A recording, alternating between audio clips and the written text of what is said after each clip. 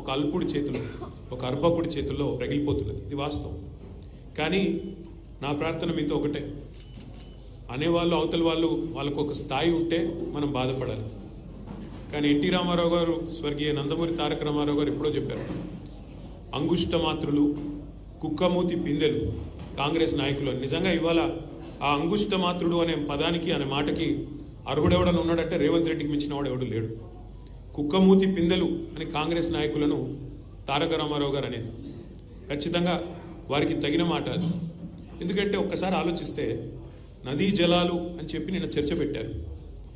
అసలు ఈ ముఖ్యమంత్రి గారికి బేసిన్లు తెలియదు, బేసిక్స్ అంతకంటే తెలియదు. దేవాదుల ఏ బేసిన్లో ఉంది అని అడిగే వ్యక్తి ఇరిగేషన్ మీద మాట్లాడుతూ అంటాడు.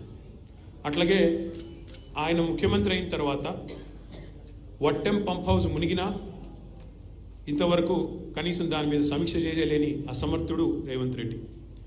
ఎస్ఎల్బీసీ టన్నలు తన అవినీతి వల్ల కుప్పగొలితే 8 మంది అందులో సజీవంగా జల సమాధి అయితే ఇంతవరకు వాళ్ళ శవాలను కూడా బయటికి తీయలేని ఒక అసమర్థ పరిపాలకుడు రేవంత్ రెడ్డి. సుంకిశాల రిటైనింగ్ వాళ్ళు పేక మేడలాగా కుప్పకూలితే ఏ సంస్థనైతే నిర్మాణం చేస్తోందో ఆ సంస్థను బ్లాక్ లిస్ట్ చేయాలి అని నీ డిపార్ట్మెంట్ స్వయంగా సిఫార్సు చేసినా దాన్ని అమలు చేయలేని అర్భకుడు రేవంత్ రెడ్డి. అట్లాగే ఆయన పరిపాలన గురించి ఒక మాటలో కట్టే కొట్టే తెచ్చే అన్నట్టు చెప్పాలి అంటే ఏమున్నది పరిపాలన గొప్పతనం ఈ 2 ఏళ్లలో? పేల్చివేతలు, కూల్చివేతలు, ఎగవేతలు. మనం ఎన్నో చూసాము చరిత్రలో.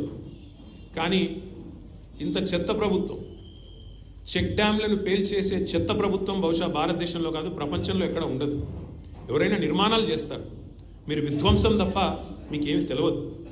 పేల్చివేతలు ఎట్లా అయితే మేడిగడ్డను బాంబులతో పేల్చారో అట్లాగే ఇవాళ చెక్ డ్యాములు పటాకాలు పేల్చినట్టు పేలుస్తూ ఉన్నది కాంగ్రెస్ నాయకత్వం. దానికి వంతపాడుతున్నది ఈ దిక్కుమాలిన ప్రభుత్వం. కూల్చివేతలు, పేదల ఇల్లు కూల్చడం తప్ప ఒక్క ఇల్లు కట్టిన ముఖం లేదు మీకు 2 ఏళ్లలో. ఇక ఎగవేతల గురించి అయితే మిమ్మల్ని ఎన్నిసార్లు ఉరిదీయాలో తెలియదు. మరి ఉరిదీయాలి అని మాట్లాడుతున్నావు. నీ రాహుల్ గాంధీని ఉరిదీయాలి. ఎక్కడ? అశోక్ నగర్ నడి చౌరస్తాలో 2 లక్షల ఉద్యోగాలని చెప్పి మాట తప్పినందుకు రాహుల్ గాంధీని ఉరిదీయాలి. రైతులకు రుణమాఫీ చేస్తా అని చెప్పి మాట తప్పినందుకు వరంగల్లో రాహుల్ గాంధీని ఉరిదీయాలి.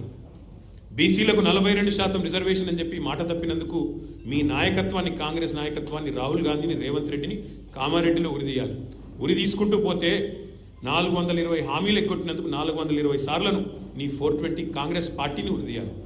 కేసీఆర్ గారిని పట్టుకొని నోటికొచ్చినట్టు మాట్లాడుతూ, పనికిమాలిన చెత్తవాగుడు వాగుతూ, నిన్న శాసనసభలో ఆయన మాట్లాడిన మాట బాధ ఎక్కడ అంటే, సరే ముఖ్యమంత్రి ఒక అర్భకుడు, అంగుష్ట మాత్రుడు, ఒక నికృష్టుడు, ఇవన్నీ మనకు తెలుసు. సర్వభ్రష్ట ప్రభుత్వానికి ఇవాళ అధినేత ఈ ముఖ్యమంత్రి. సర్వభ్రష్ట ప్రభుత్వం ఇది. ఈ రంగం ఆ రంగం అని కాదు, అన్ని రంగాల్లో అట్రఫ్లాప్ ప్రభుత్వం, సర్వత్రా విఫలమైన ప్రభుత్వం ఈ ప్రభుత్వం. కానీ బాధాకరమైన పరిస్థితి ఏమంటే, అందరి హక్కులకు కస్టోడియన్లా ఉండాల్సిన స్పీకర్ గారు ఇవాళ ఆయన బడివే అనే మాట మాట్లాడితే కళ్ళప్పగించి ప్రేక్షక పాత్ర వహిస్తుంటే ఏమనాలనో అర్థం కావట్లేదు. ఇది పార్లమెంటరీ భాషనా? ఇది ప్రజాస్వామిక భాషనా? మాకు అనరాదా ఈ మాటలు? రేవంత్ రెడ్డి గారికి నేను చెప్తా ఉన్నా, నీకు ఒక భాషలో వచ్చేమో తిట్లు, మాకు 3-4 భాషల్లో వచ్చు. తిట్టాలనుకుంటే మీ తాత జేజమ్మలు దిమ్మె తిరిగేలాగా తిట్టే శక్తి మాకుంది. కానీ ఇంత నికృష్టంగా, ఇంత అల్పంగా, ఇంత దారుణంగా మీరు ఏదైతే వ్యవహారం చేస్తున్నారో, ఇది ఎందుకు చేస్తున్నారో మాకు తెలుసు. ఎందుకంటే మీ అజ్ఞానాన్ని కప్పిపుచ్చుకోవడానికి. నీకు ఐఐటికి IIITకి అంతరం తెలియదు. ఐఐటికి IIITకి అంతరమే తెలియదు. నీకు బచావత్కు, బ్రజేష్ కుమార్ ట్రిబ్యునల్కు తేడా తెలియదు. నీకు అసలు కృష్ణా బేసిన్ ఏందో, గోదావరి బేసిన్ ఏందో తెలియదు. నీకు అసలు తెలంగాణకి ఏం కావాలో తెలియదు. నీకు తెలిసిందల్లా ఒక్కటే, దోచుకోవడం, దాచుకోవడం తప్ప నీకు తెలిసింది ఏమీ లేదు. ఒక అజ్ఞానివి, ఒక ఉష్ట్రపక్షివి. నువ్వు ఏమనుకుంటున్నావు? నిన్న చెప్తున్నాడు ఆయన, తెలంగాణ కోసం అంటే ఈ మహానుభావుడు ప్రాణాలు ఇస్తాడంట. నువ్వు తీసిన ప్రాణాలు చాలు, నువ్వు తీసిన ప్రాణాలు చాలు. ఇప్పటికే 836 మంది రైతులను పొట్టన పెట్టుకున్నాడు రేవంత్ రెడ్డి వచ్చిన తర్వాత. 100 మంది పైచిలకు ఆటో డ్రైవర్లను పొట్ట పెట్టుకున్నాడు.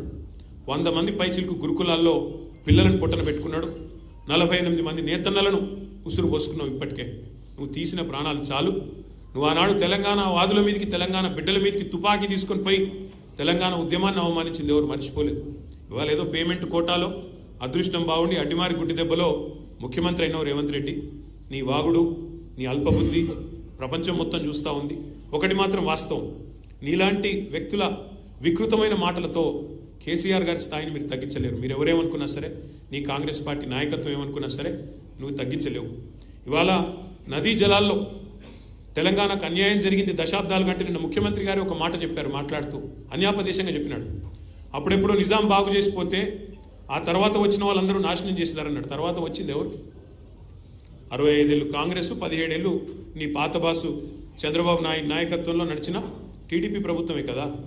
కాంగ్రెస్ టీడీపీ కదా, దొందే అన్నట్టు ఈ రాష్ట్రాన్ని 2014 దాకా నిరాటంకంగా పరిపాలించింది.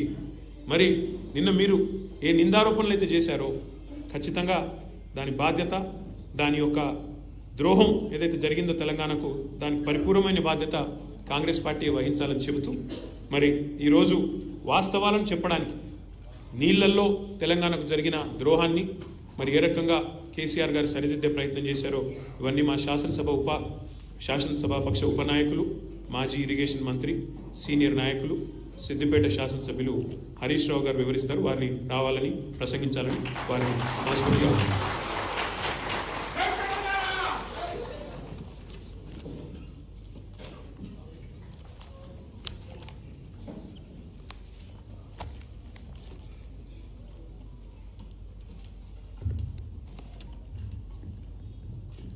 బీఆర్ఎస్ పార్టీ కార్యనిర్వాహక అధ్యక్షులు గౌరవనీయులు